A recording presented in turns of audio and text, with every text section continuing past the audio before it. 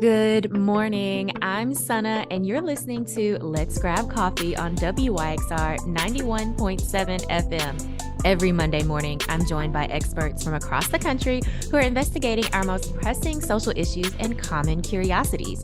Over the next hour, you'll learn about their inspirations, motivations, and of course, what they know about the world around us.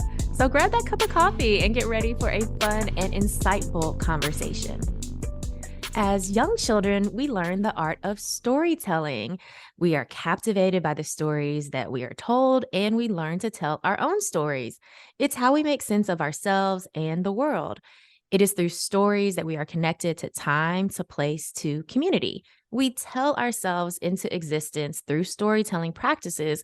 But what happens if our stories are unknowable to our audience? Then what does that mean for who we think we are and for the world as we know it? Dina Nayeri explores these questions of stories, truth, and credibility in her latest book, Who Gets Believed When the Truth Isn't Enough. Dina is a winner of the UNESCO City of Literature Paul Engle Prize and a National Endowment for the Arts Literature Fellowship. Her previous book, The Ungrateful Refugee, was a finalist for the Los Angeles Times Book Prize and the Kirkus Prize. Dina's work has been published in more than 20 countries and in the New York Times, The Guardian, The Washington Post, The New Yorker, and many other publications. She is a graduate of Princeton, Harvard, and the Iowa Writers Workshop. From 2019 to 2020, she was a fellow at the Columbia Institute for Ideas and Imagination in Paris, where she wrote the book we'll be talking about today, Who Gets Believed When the Truth Isn't Enough. Good morning, Dina. Thank you so much for joining us. Thanks for having me and for that brilliant introduction. Thank you. Yes, I am so excited to be able to chat about this phenomenal book that you've written. And I just have to say, before we get into the meat of the book, I absolutely love the writing, just the way that you crafted these stories, these facts, right? This evidence, but in a way that I was captivated by it all. And I believed it all. So maybe I should go ahead and say that I believed it all. I appreciate that. That's a lovely thing to say. Yes. And I just love how you have taken us on a journey of, even wrestling with your own belief and how you believe, as alongside, these very, very powerful examples of the stakes of believability and credibility. And so I wanted to kind of just give you an opportunity to tell us some of the ways that you came to this idea of who gets believed, right? This very big question. What was motivating this work? Yeah. Oh, wow. Thank you. Well, it's a really big question because I feel like I've been grappling with this my whole life, and it's kind of been an obsession that I've come at from so many different angles. Throughout my life, I've thought about, what I believe, leading to questions of faith. Mhm. Am I easily tricked? But then also, am I believed? Are people hearing me and my truth? But I think that the root of it really is the fact that I'm a refugee. When Mhm. I was born in Iran to a family of, people who were respected in the community, doctors and people who were kind of routinely believed, and Mhm. trusted and part of like the fabric of the place. And then when we became refugees, we were strangers. So we were distrusted very quickly and automatically distrusted by everyone. And I think even as a child, I felt very aware of that. It became the question of my youth. Why, is my mother not respected? Why am I not respected? Why Mhm. do I have to work so much harder to prove small things like that I'm smart, or I can do this, or I can do that, or that I know what I know, really? And so I think now, looking back a little bit critically at all the things that I have done, I think it's been a lifelong quest for that. First I thought, well, I could get this credibility through institutions, credentials. And then, I thought, well, if I, build a certain kind of storytelling expertise. But you asked about the book, and I think there, kind of the germ of this idea kind of grew and became more complex when in 2015, 16, I started interacting with more refugees. And I did that because I wanted to look back to the experience that I had had, to see how it was different. And I was writing my last book, The Ungrateful Refugee. And one of the things that came out of the research for that book is just asylum storytelling is maddening. It's Kafkaesque. I mean, no one is really listening. And that made me curious about why we believe certain people so easily, as I have seen in these elite institutions, and why other people who are obviously telling the truth, who come with mountains of evidence, are just dismissed. Yes, absolutely. And part of your book is really grounded in these stories of asylum seekers and how they are disbelieved, and very compelling, right? Telling, because we would want to think that we can believe people, and particularly people who are fleeing because of reasons of persecution or from experiencing very real torture that they have physical evidence of, but yet you'd walk us through all these different ways in which we aren't believed, right? We think we could believe what we see. We think we could believe, data, but in fact, you show us that actually that's not exactly, those things don't necessarily move us. So could you talk a little bit more about, and maybe we could just use that one of those examples of asylum seekers and how they're not believed. And could you tell us how, folks are really battling these ideas of what we think we could believe, again, what we see, but then making these decisions that, no, that's not believable at all? Well, I think one problem is that first we trust ourselves too much. We think we have a radar, for the truth. And we, as adults especially, we trust our instincts. And we, if we think someone's lying to us, we immediately dismiss them. We don't think about them again. So we don't really get to be corrected about whether or not we were wrong. And we think we have a lot of compassion, and we think we're weighing things up rationally, but we are not really aware of all the ways that we use shortcuts that are embedded in us from childhood, in the ways, like the kinds of people we've met, the kinds of stories we've been told, the kind of, performances of truth and respectability that we've been exposed to. We don't really look at those critically, so we don't understand that we are dismissing vast swaths of people who just behave differently from us, and then we think that we're rational, even, and when we think we're being calculated about like analyzing a story, we think we have full information, that we're rational, but really we don't. The data that's fed to us is filtered from somewhere. People who are trying to convince us of things are experts at a certain kind of performance.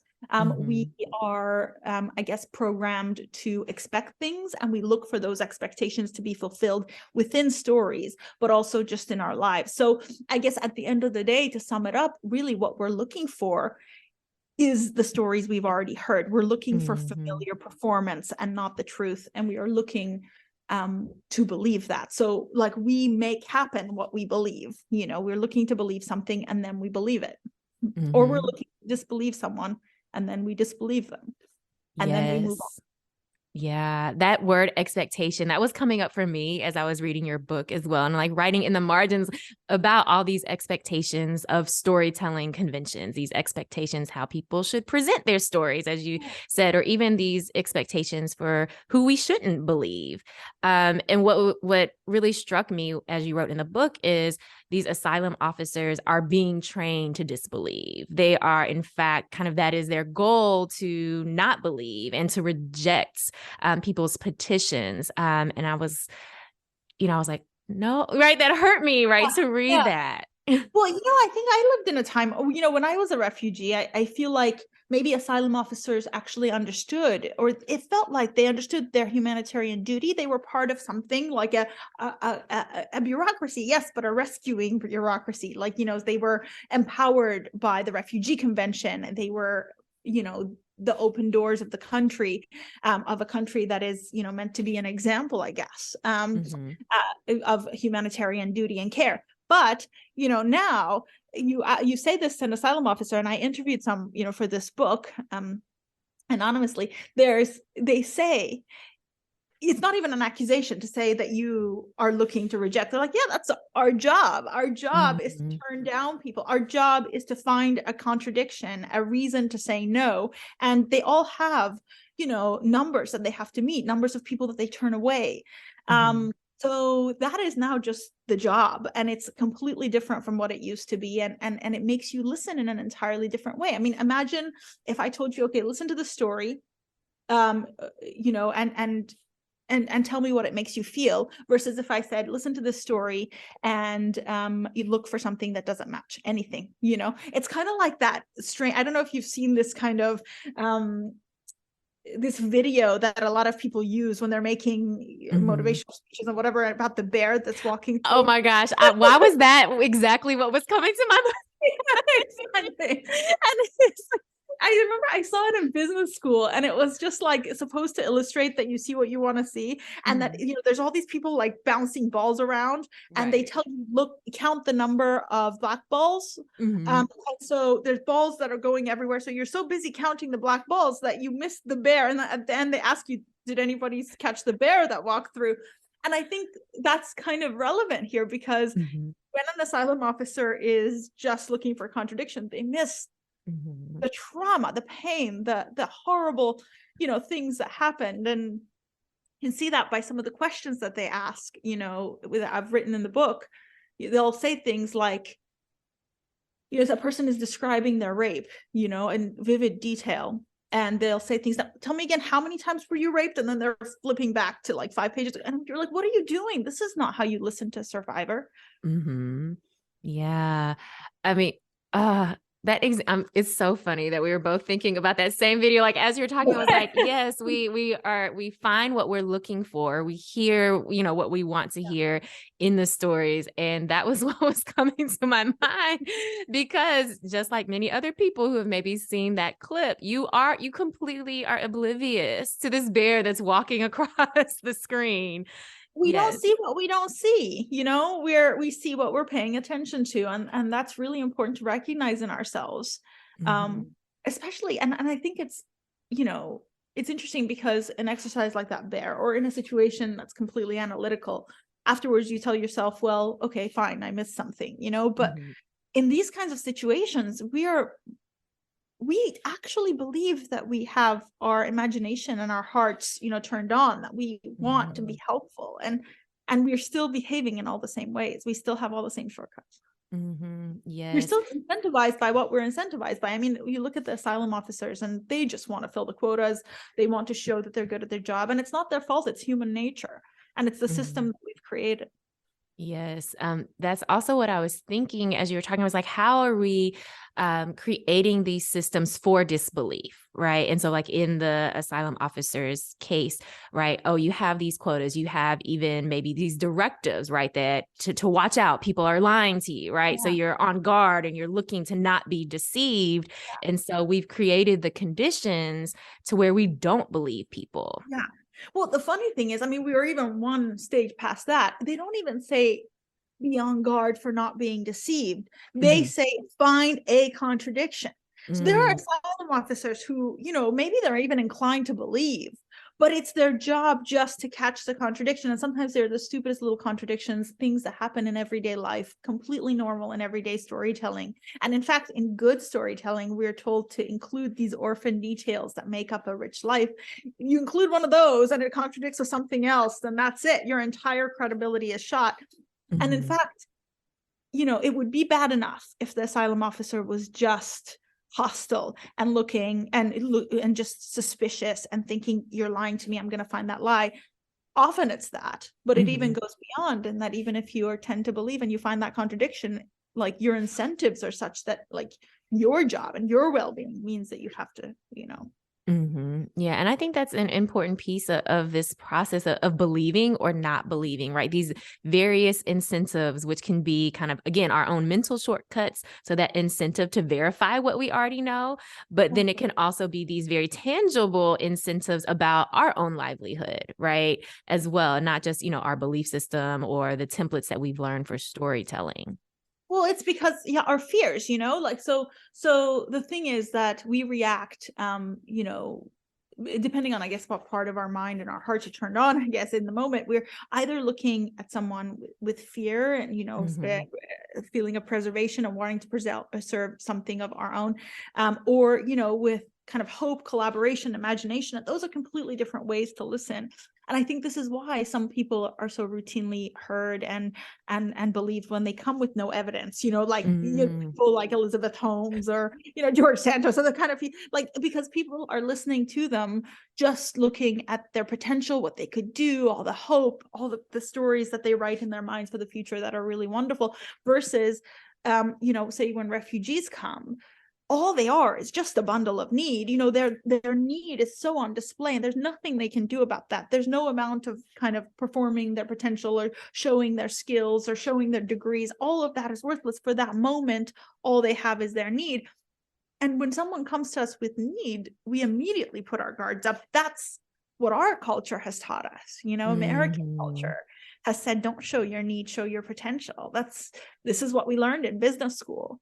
And so, you are at just such a disadvantage trying to tell your story to people who automatically think they'll lose something if they help you. And even if, by the way, there is no tangible, logical thing they could lose, it's just the psychological connection between someone showing need and you getting turned off. Do you know what I mean? Like if for example, like it's all, I bet, someone should do this kind of social experiment of how people react if they have something they want to throw away and someone comes and really, really needs that, would they then cling to that? And I have a feeling maybe they would, because it's human nature to just reject another person's need.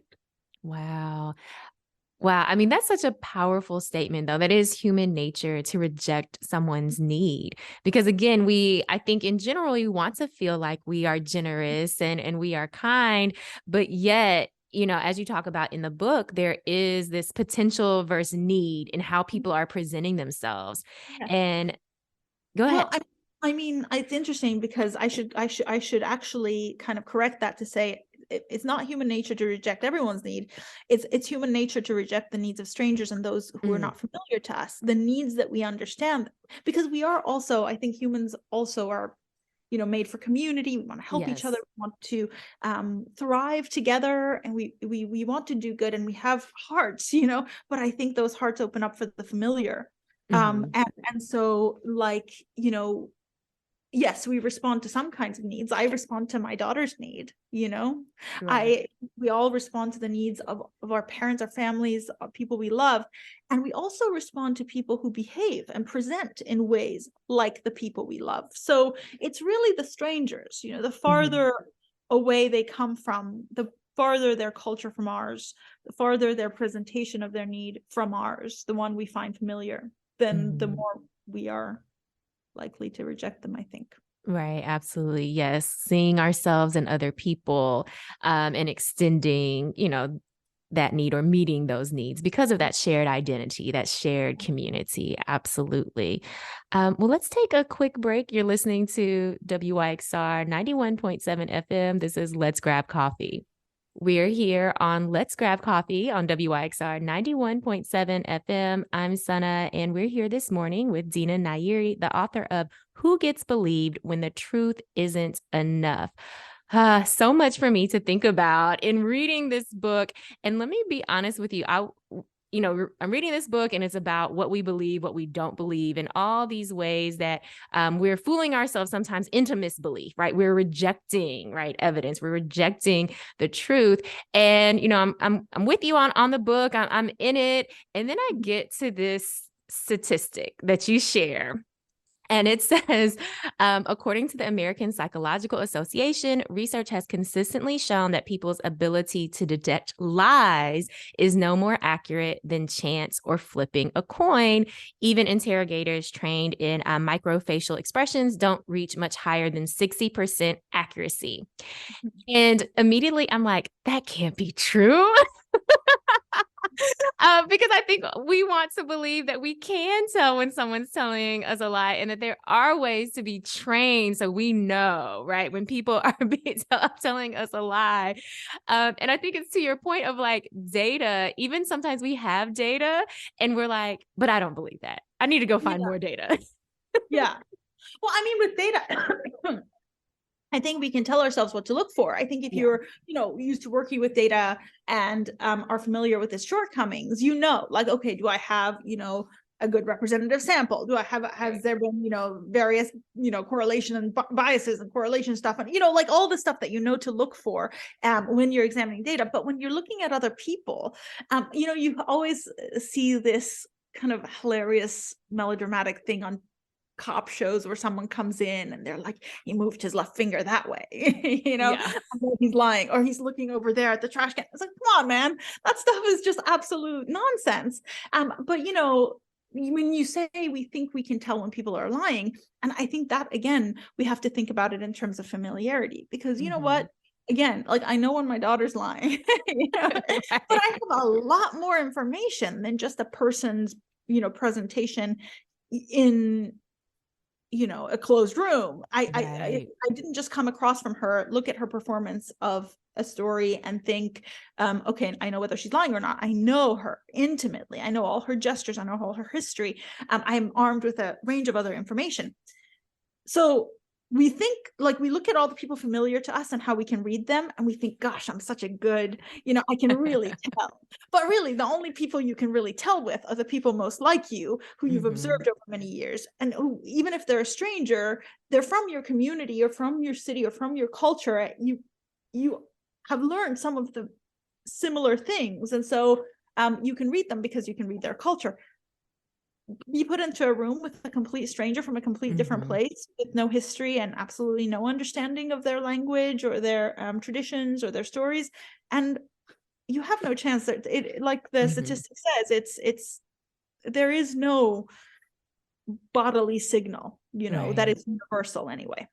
And I think that's so important to remember, particularly in many of the examples that you provide in the book. These are situations where you're encountering someone for the first time in a situation of distress or under duress, right? So you talk about asylum seekers and in that asylum interview process, or even, again, in a police interrogation, right? You're in an unfamiliar space.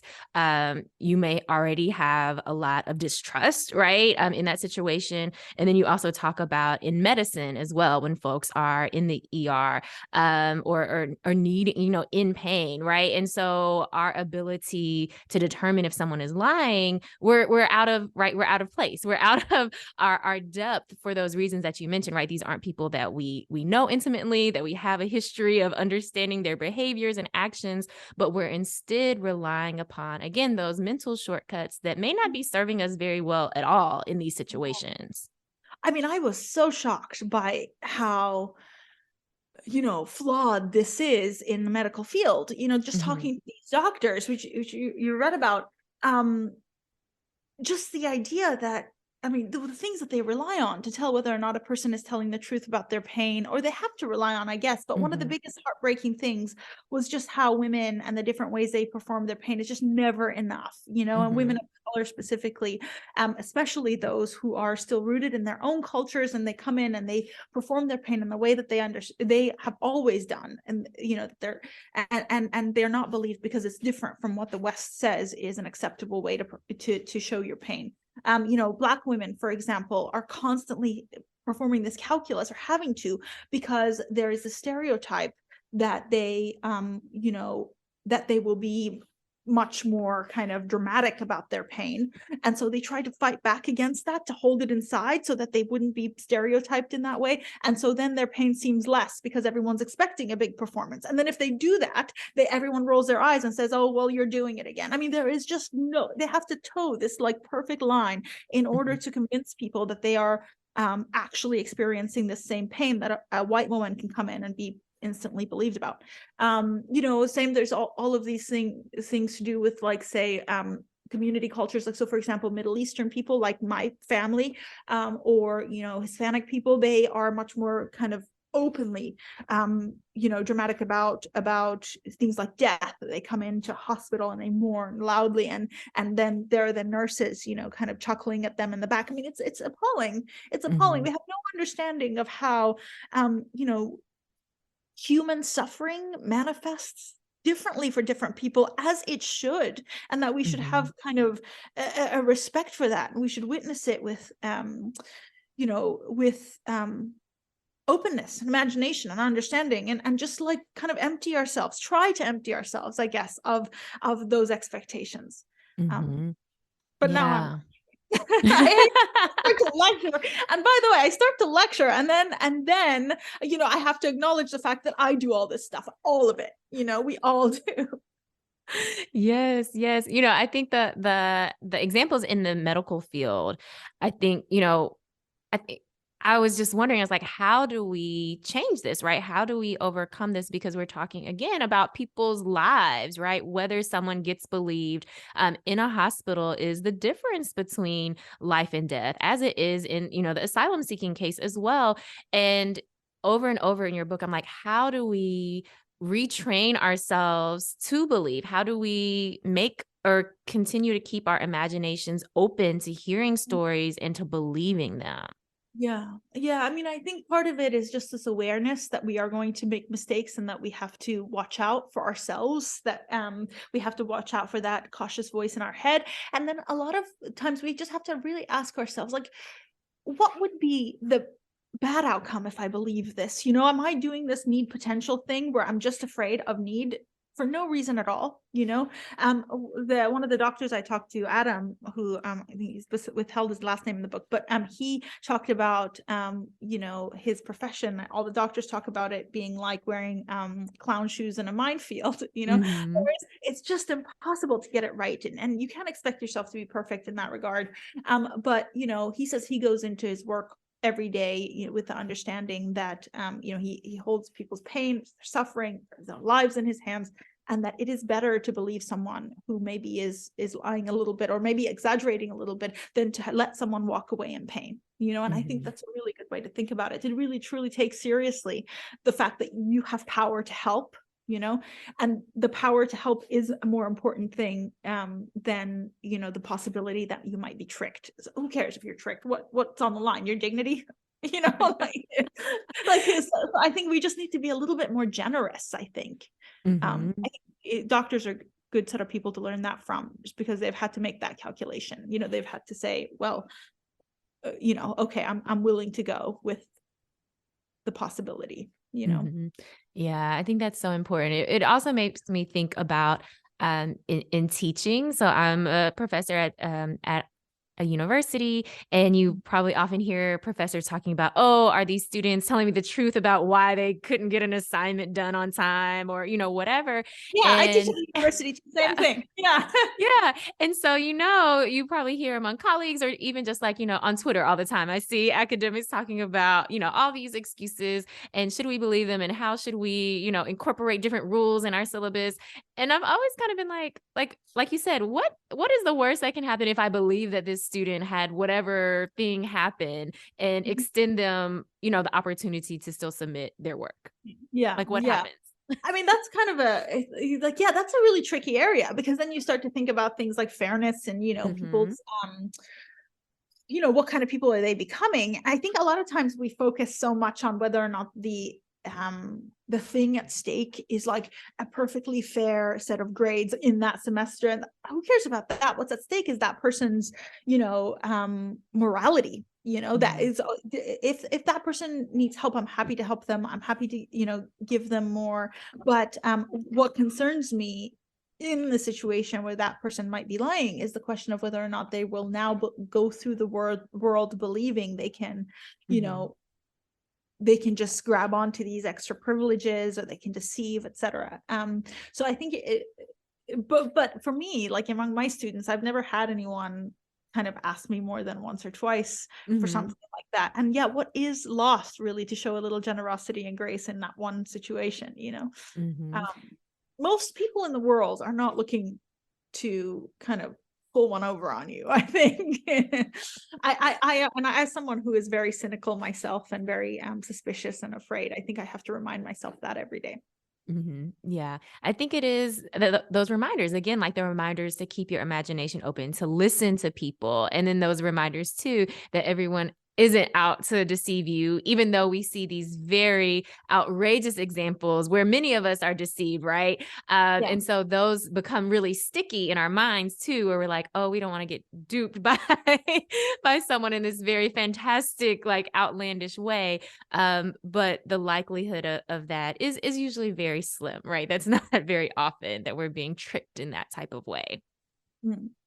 Yes. So I the other thing that I really liked about your book is that it, I think, is a practice in keeping your imagination open because of all these different examples that you provide, some which may be unfamiliar to us or we may not have experienced ourselves, which I think is the point, and others where we're like, oh, wow. So the other thing that really struck me was around the religious experience Oh, and the yeah. speaking in tongues. So I don't know being how that made it into the book, but I was just, it was so connected for me. Yes. And, I think as a person raised in the South, very much in the Bible Belt, very familiar with churches and all the different rituals, but all the different expressions of faith and belief, that was also very like tangible for me. And particularly in the, speaking in tongues, a gift that I don't have either. Or just seeing people who, faint and, all these things like that. I too have wondered, all right, what's going on here? Is this Yeah. all performance? Is this the spirit? Someone help me understand. How should I be understanding this? I I think for me, I mean, I have my point of view on this, and it's in the book. I just don't, I can't believe it. That it's at all, anything. I guess divine or a real language, and there's been kind of the studies and things that I talk about, about kind of the traditions of glossolalia and how people manifested, and also like people who've studied whether or not they come from real languages, etc. So you can look at the facts, but I think taking a more charitable approach, I mean, so much of this book is about coming to terms with the idea that people believe differently, people see the world differently, people's imaginations are different. And I think, like, for me, one of the struggles has been trying to understand people of faith, and trying to understand that there is something about ecstasy, about religious ecstasy that is meaningful. I don't believe the meaning is in the gibberish that comes out of their mouths.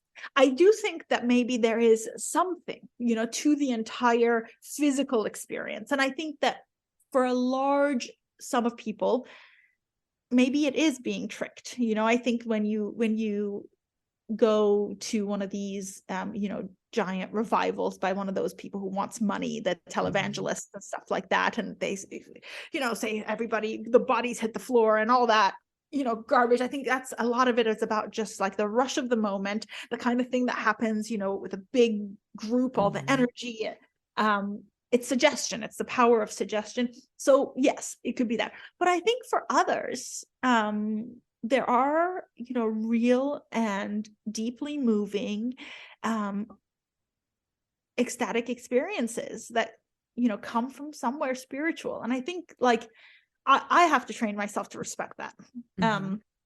But I have my biases like everyone else. And so if you ask me in a word, do I believe they're faking? If I had to like pass a blanket judgment, well, yes, I don't think anybody like accidentally stumbled onto like Portuguese or Swahili, Yes. I was really captivated by that part of the book. Again, because this is an experience that, right, again, like we know the stories, we know what's familiar to us, but then also those familiar questions of, okay, wait a minute. Do I believe this that is happening? And if I don't, what does that then say about my belief in, this religious faith practice, right? And so I love that. Complex than that. I think you can absolutely, this is the thing. I think that I'm coming to a place in my own spiritual experience where I think I can look at like,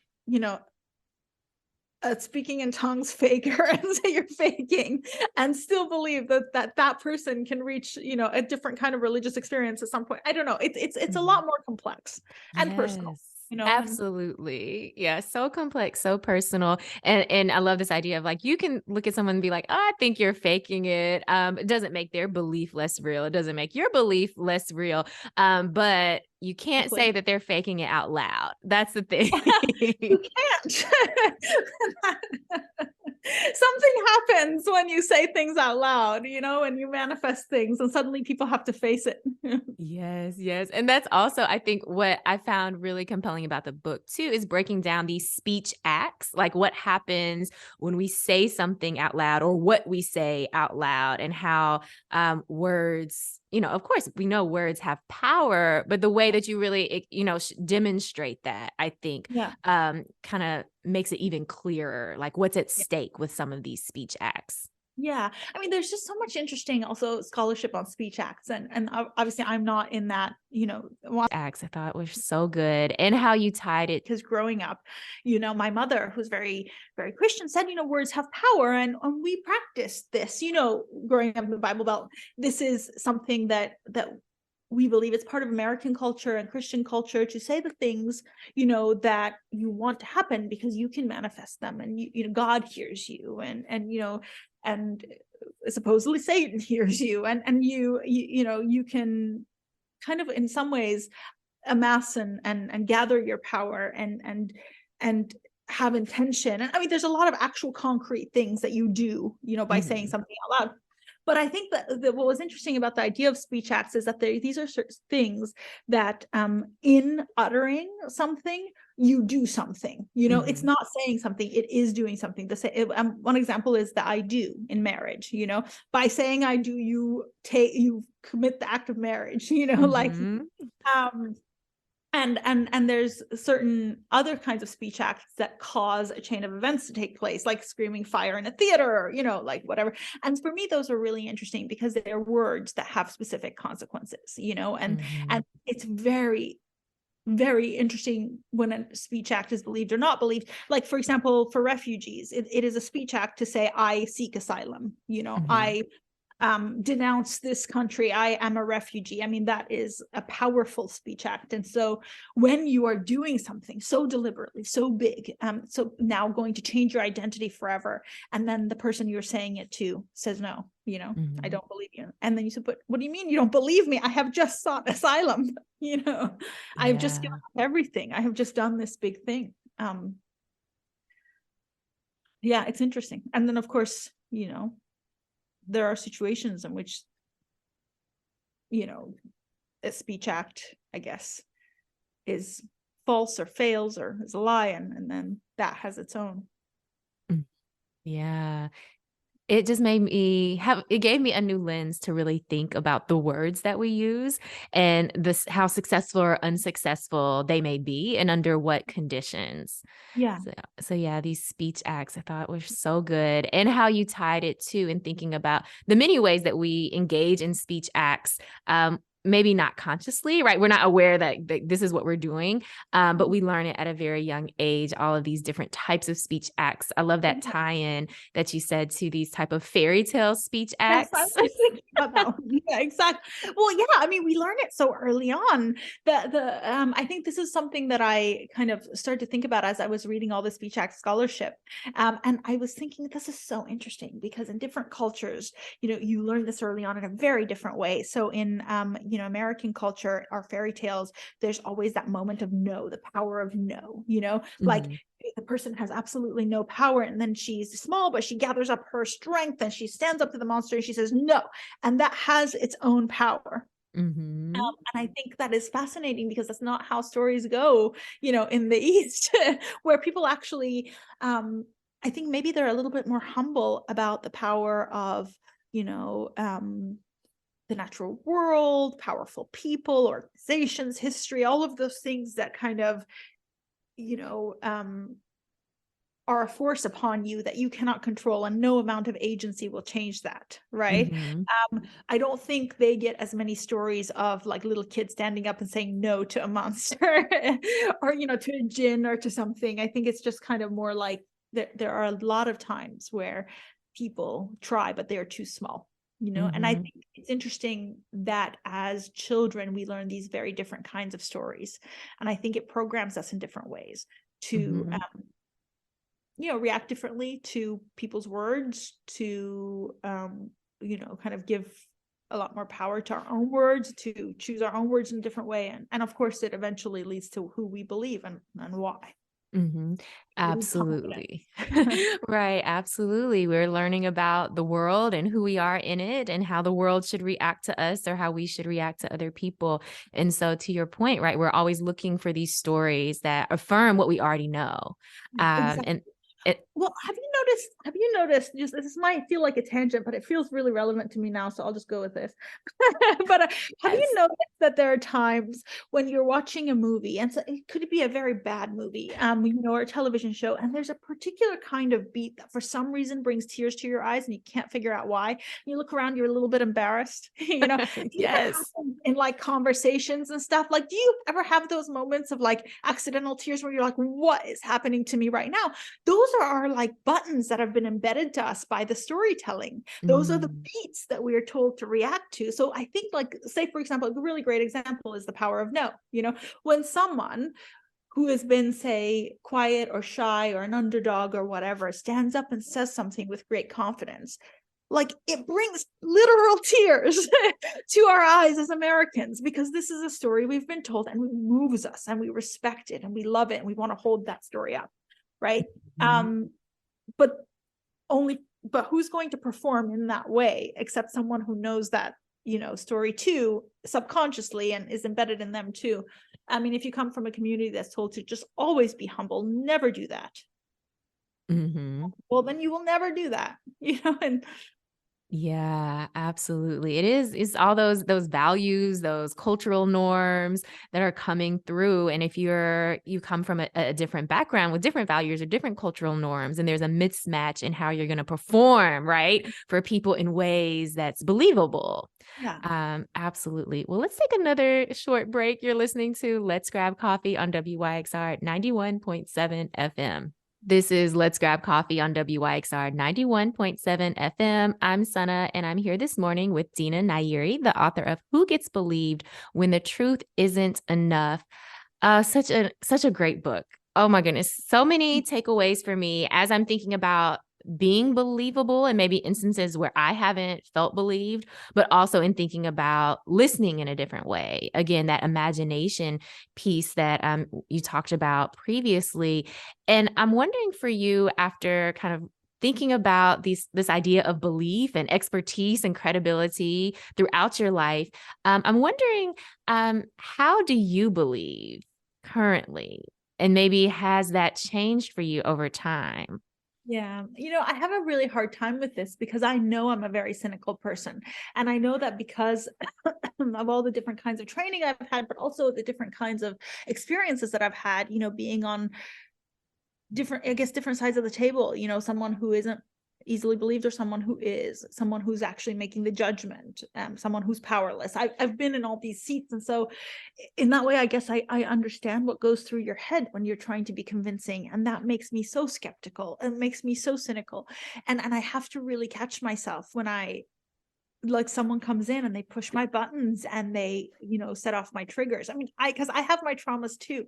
And one of the things that I often fall, I guess, afoul of is this idea that I sometimes distrust people who come from Iran, let's say, and as much as they might need help, I'm so very afraid of that Mm, government and the fact that we were refugees and we were in such danger and we ran for so long, and I was so scared for so many years of being deported that if someone from I put my highest levels of scrutiny up for Iranians, and so if they make the smallest mistake, it's like I am the like interlocutor of their nightmares because I am mm, listening with so much scrutiny because I'm just always afraid, like, what if there's someone, like, what if they're an agent of the Islamic Republic, what if there's someone coming after me, what if they're a spy, and all of that stuff is silly. They are refugees like I was, and they are in exactly the same kind of position, and I overcome that for most of the times, mhm. and I try to be very, very helpful, but I think I can feel in my heart the battle, Yeah. and struggle to believe as I know that I should. And I think so. You asked me, like, how does my belief system work now? I mean, it's a giant mess. I'm working on it. I'm unraveling it. I'm putting it back together again. But I think one story in the book that was really very painful to write for the same reason is that I was writing this book for a couple of years, and I was doing all the refugee research, and I was doing all of the kind of childhood memory looking back, and thinking about the rhetoric and all that stuff. And as I was in the middle of this in 2020, Sam's brother died and he took his own life. And this was someone who I had for so many years absolutely not believed that he had made the threats. Many people didn't believe him. And he had struggled with mental illness all of his life, but he presented in a way like he was very charming and young and privileged and all that stuff. And so I kind of dismissed him. And I had to grapple with the fact that I was now writing a book lecturing people about belief, or kind of like looking at all the ways that society has failed or different societies fail. And here was one of my failures, just like exploding our lives. And there was just no way I could finish the book without addressing that, and I think one of the biggest threads in there is just this process as I'm working through these refugee stories, as I'm making, kind of all of these various inquiries. The thing with Josh is happening in the background. And I'm just completely not seeing it. That was really hard to write about, because one thing my partner told me was, you if you're going to write this, you can't be dishonest. You can't be too kind to yourself. You have to own up to all the shitty things that you said.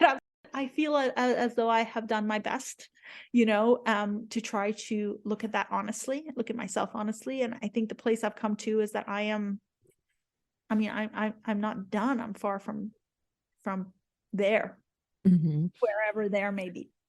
Yeah. I think maybe there isn't a there, right? Maybe this is the there where it is that constant, that wrestling with, right? Wrestling with yourself and challenging yourself, or just acknowledging like, wow, like, I got it wrong, if you want to say wrong, or, like this was my blind spot type of thing.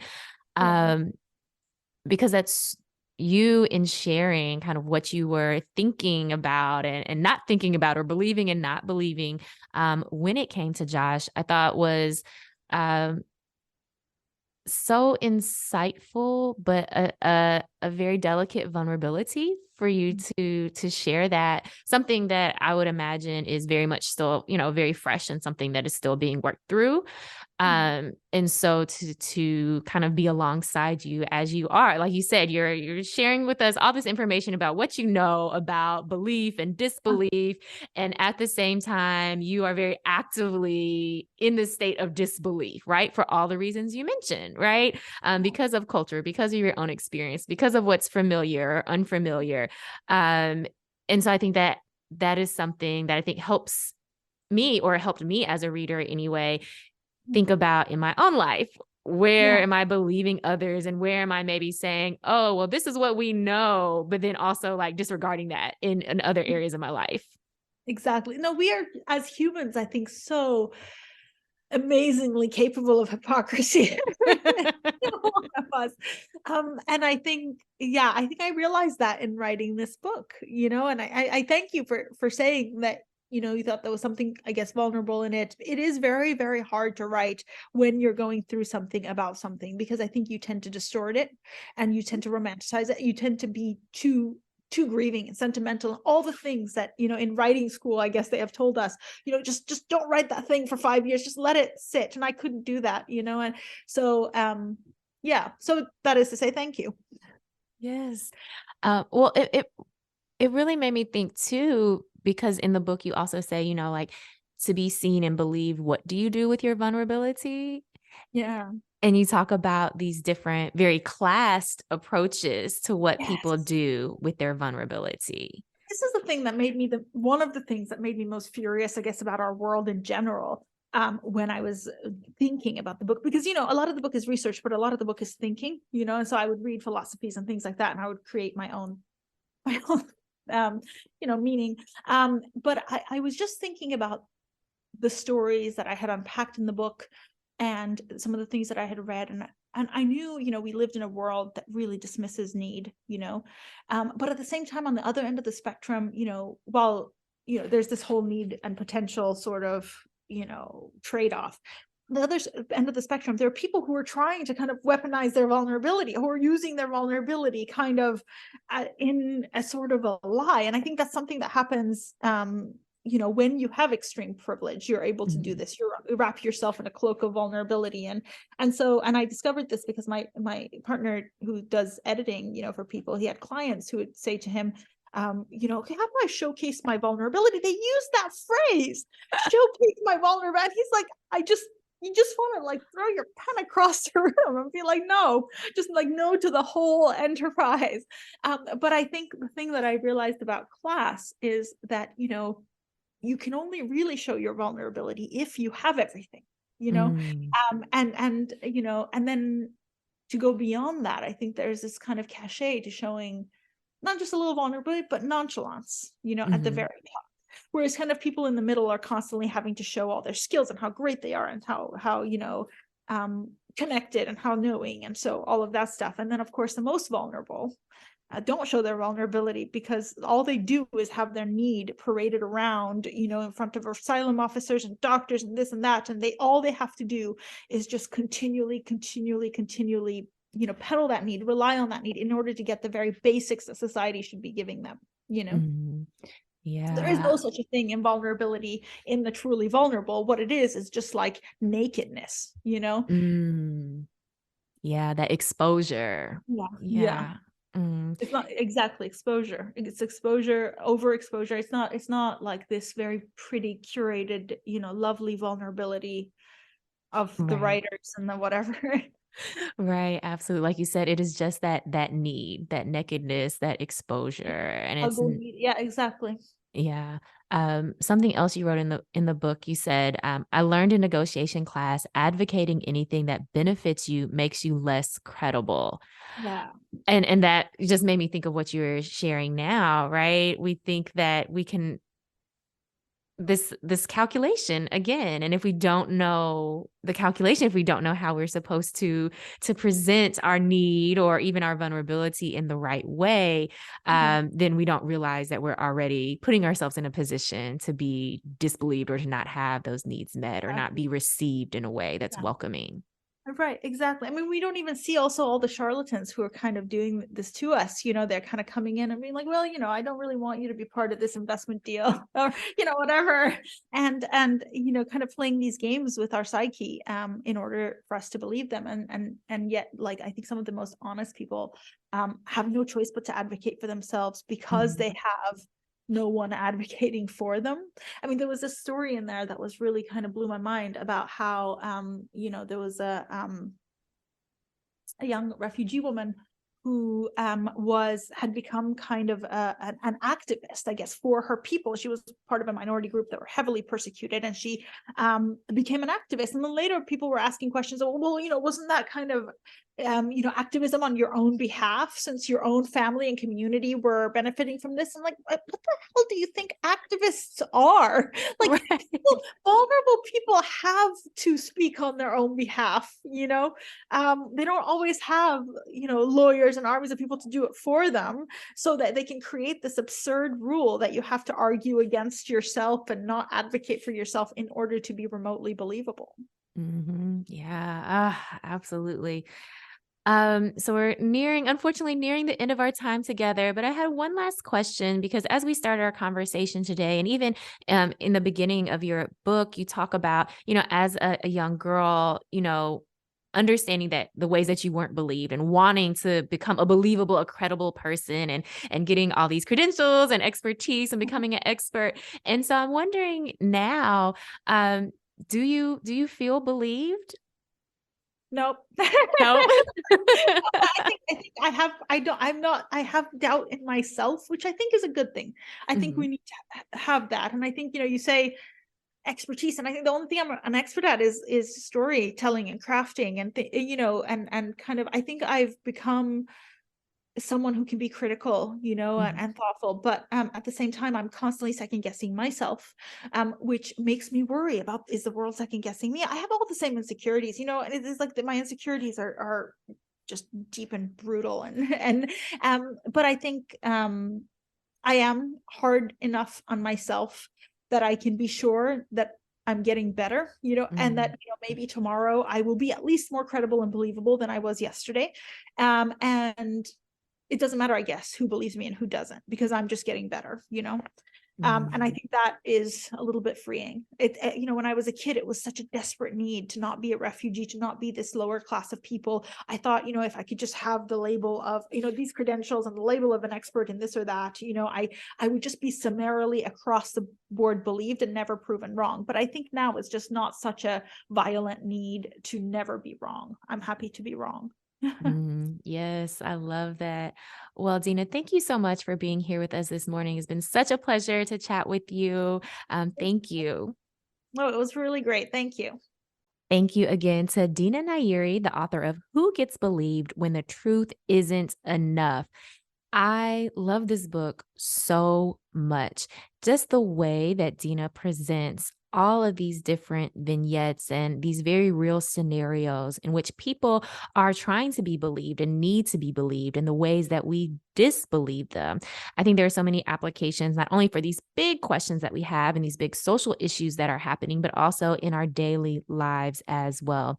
And, it also made me think about a previous interview that I did with Dr. Jared Del Rosso about his book, Denial: How We Hide, Ignore, and Explain Away Problems. So I see a lot of overlap coming from slightly different directions. If you missed my interview with Jared, then I want you to go back into the archives. Let's grab coffee. You can go to the show page on WYXR.org, or I like to, of course, subscribe to Let's Grab Coffee on WYXR in podcast format. It's available wherever you stream podcasts. That way you get the alerts when there is a new show, and you can go ahead, search those archives, find my conversation with Jared. I guarantee that you are going to like that conversation as much as you liked my conversation this morning with Dina.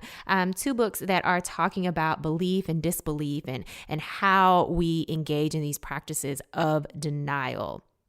For today's positive note, I just want to leave you with this reminder that words have power. Not only do our own words have power, but the words that we hear also have power. And leave you with that encouragement to leave your imagination open to be moved by the words of others, even if they are being presented or said in a way that maybe seems unfamiliar or seems unbelievable, but to challenge ourselves to question our own belief and our own disbelief.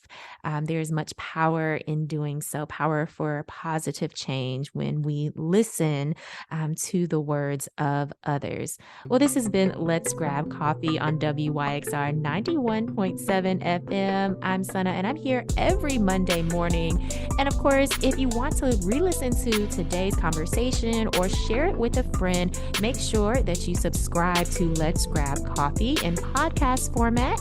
You can also check out the show page on WYXR.org. I can't wait for you to be back here with me next Monday morning.